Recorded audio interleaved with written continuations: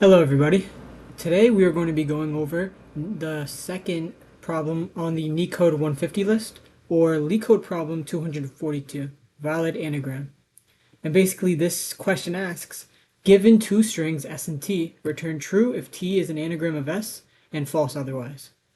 So if you don't know what an anagram is, basically it means two words that are basically the same in terms of the amount of um, I guess the number of characters used. So we see here there's one, two, three A's.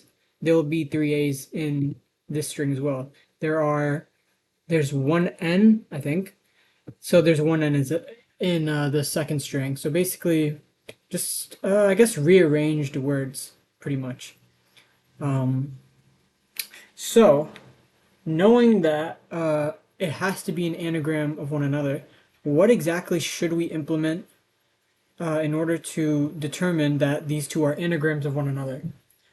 Um, Remember, we're trying to find if two strings are anagrams of one another, so they have to have the same length and the same letters and amount of letters in each string.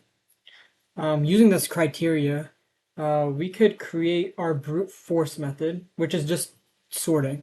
So we don't really need to do any drawings for this. We could basically say if sorted S is equal to sorted T, then we return true. If not, we return false. Now, I mean, this works, and we could see it work right here.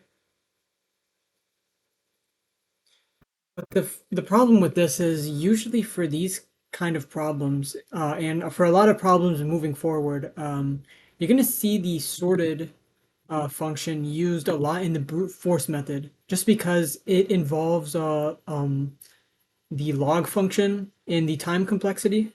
So that's why we usually try to avoid using this function. But for our brute force method, this is literally it.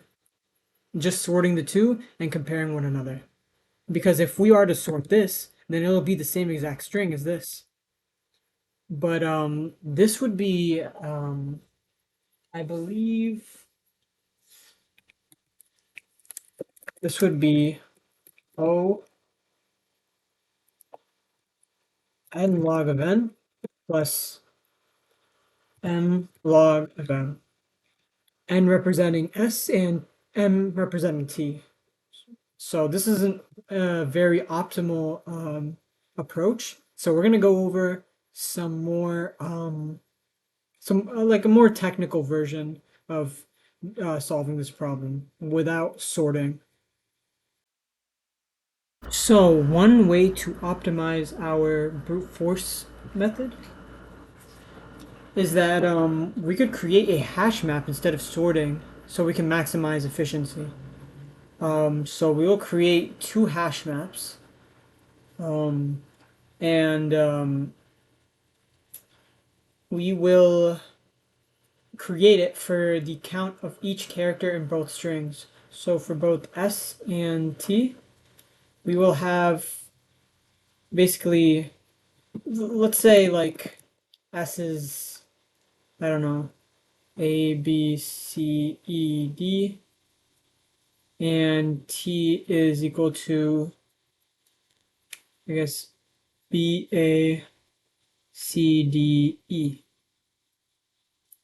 So basically, we're going to have two hash maps um, created in order to get the number of occurrences of each character in the string. So we would have, for like hash map 1, we'll say HS for hash map for S. We'll say A will be counted as once, B will be counted as once, C once, D once, E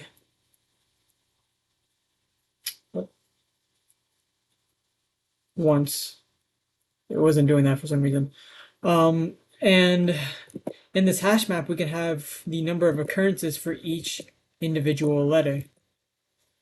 And we could create another hash map for t as well. So we'll have h of s and h of s, ht and hs. Um, those are just sample names. We might go with something else once we decide to program this. But basically, we're going to make a for loop that counts the occurrences of each character, and then we'll be able to, I guess, return true if they have the same amount of, I guess, letters and the same like occurrences as well for each individual letter. But before we count this, before we do our for loop for this, we have to make sure that both of these strings have the same length. First, we have to check for that. And if they don't, then we'll just say return false. If they're not the same length. And then we could go on with the for loop for everything right here. And yeah, let's just take a look at what that would be like in code. All right, so we're back to our LeetCode problem. I turned this brute force solution into a comment. I'll say brute force solution sorting. And now let's move on to our more optimized version, which is through hash maps.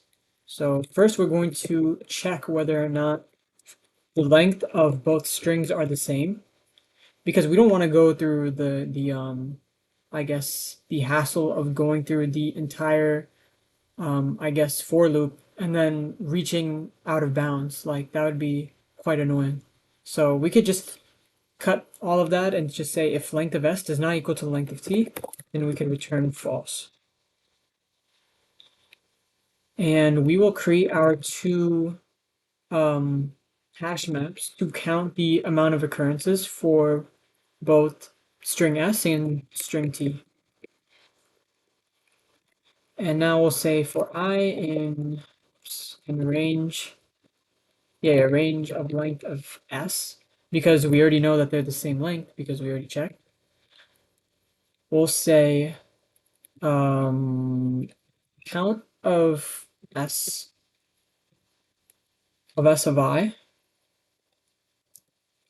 is equal to 1 plus count s dot get s of I comma 0. And basically what this means is every time that we see a character, which represents the count of s of I being the current character in the s string,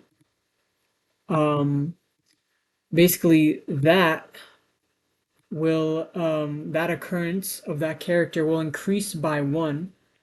And basically why we're using count s dot get is because dot get gives us the key, and depending on whether or not we have a character there or not, it will be able to increase the occurrences by 1.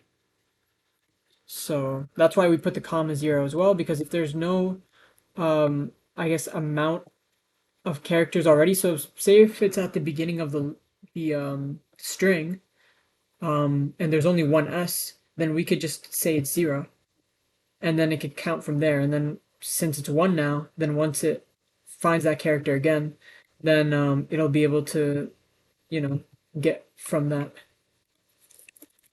And we'll do the same thing for our t.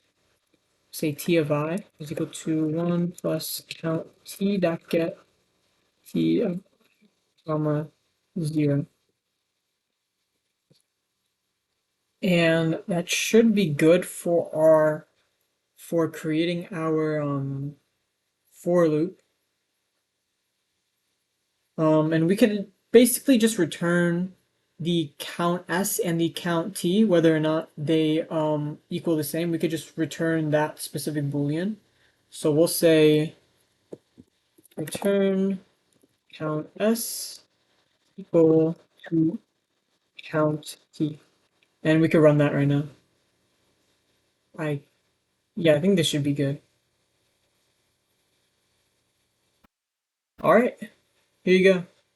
So we see here anagram, nagram, car, rat, and yeah. So this was, I guess, a much better solution in terms of, I guess, efficiency. So instead of O n log m, or O of n log n plus m log m, time complexity for n equals s, m equaling t, this will be, this will have a time complexity of O of n plus m, because we go through, I guess, each string O of n plus m times. So we don't have to sort and get the log function involved.